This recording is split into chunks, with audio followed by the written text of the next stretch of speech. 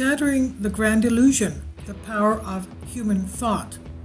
And if you haven't seen my previous video on The Secret, using human intention to help manifest the physical world into being, I suggest that you see that that's very important. This is basically something following that by Steve McCamley, Collective Spark. Have you ever noticed that the voice in your head that does not stop talking, it's busy judging people and things, forming opinions and commenting on everything that happens. It keeps nattering about things that happened in the past or might happen in the future. In fact, we all have this inner voice in our heads, whether we are conscious of it or not.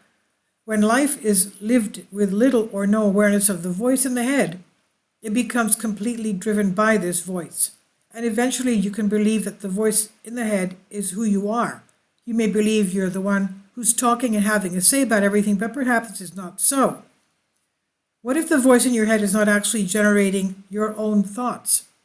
The mind produces an entire life of its own by keeping stories alive over and over again. It plays out scenarios, keeping them thriving by adding emotion. In turn, what keeps the mind going is a concept of I, and this I has to do things. In fact, every event in the physical world is neutral until the mind attaches its own meaning to it. A man loses his job, and this is either the most devastating thing that happens to him or the most fortunate because it becomes his ticket to a new life. A relationship ends and it's considered crippling, or it's understood as empowering. The voice in the head will concoct numerous stories about events, and usually they're rooted in stories heard in childhood, from the media or other sources. My mother and her mother before her believed something, so now I believe it too. The news perpetuates something, so it must be true. On and on the mind goes, spinning its web. We believe the voice in our head is us. That may not at all be so, especially if you are a Christian and you have gone to Holy Confession and you notice that the voices in your head have nothing to do with you. They're actually your worst enemies. Now, eventually, going into this, we believe the voice in our head is us. Not so. Eventually, the voice in the head becomes so powerful we believe it's who we are. We believe it's our voice speaking to us. From here, the next step in the cycle is perpetuated when we become invested in the sense of self, which we define as I. This I wants to survive at all costs, and it wants to win, to be better than to be recognized and to be acknowledged. So herein lies the crux of the grand illusion. This I is an egoic identity concerned with matters of the world and believes them all to be real when in fact it's making it all up.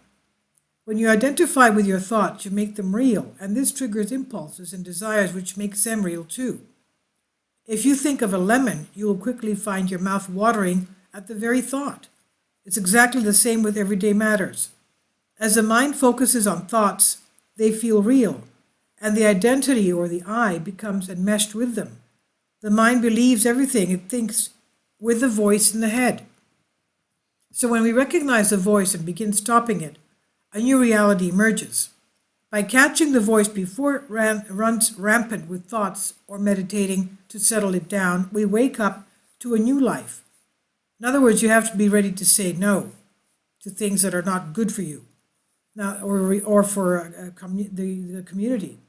In general, in great reality, the great reality is that life is a force in and of itself, and this force is in everything.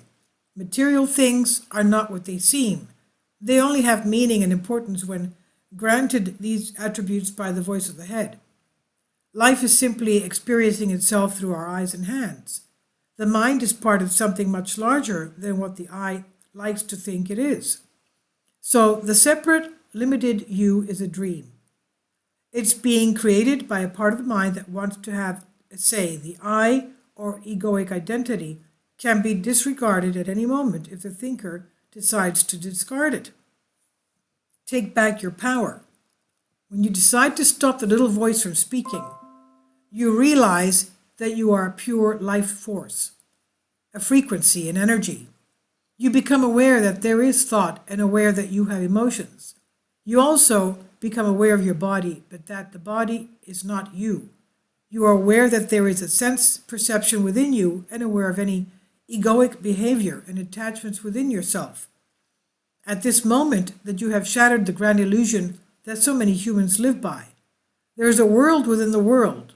One world is that of pure perception, and the other is created by attaching thoughts to things by the voice in the head.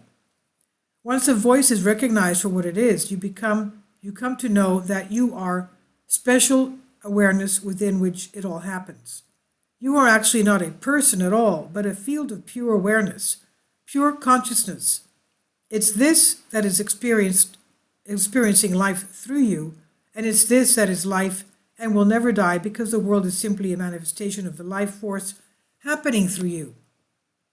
So the grand illusion that death is real is also shattered when we wake from the dream.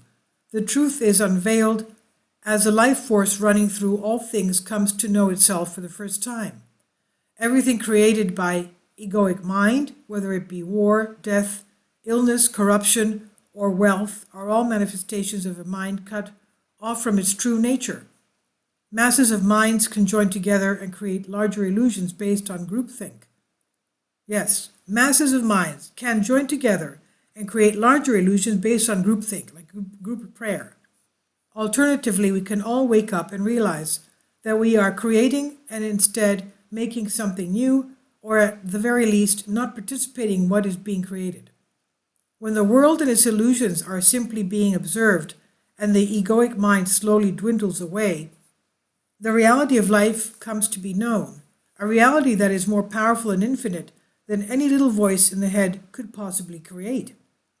And this is by an article by Shattering the Grand Illusion, Power of the Human Thought, originally created for Collective Evolution, published here on Creative Commons on Collective Spark by Steve McCamley.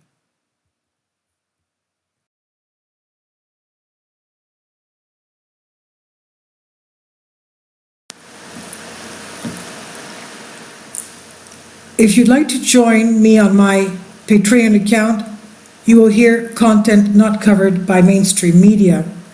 These riveting stories will be based on my research, and I will state my opinions and give my personal insight on diverse and controversial subjects and world events not covered by mainstream media, and not supported by YouTube guidelines.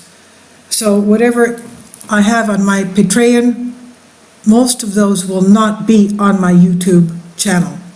Please consider becoming a member today. More of the most significant and important videos will be on my Patreon channel. Your support helps me to continue my research and keeps this YouTube channel alive. And we depend on your support, your generous charity, because we help economically challenged families here in Athens, Greece, in Kapota, and we also help the young generation with university tuition and the community around our church. Thank you.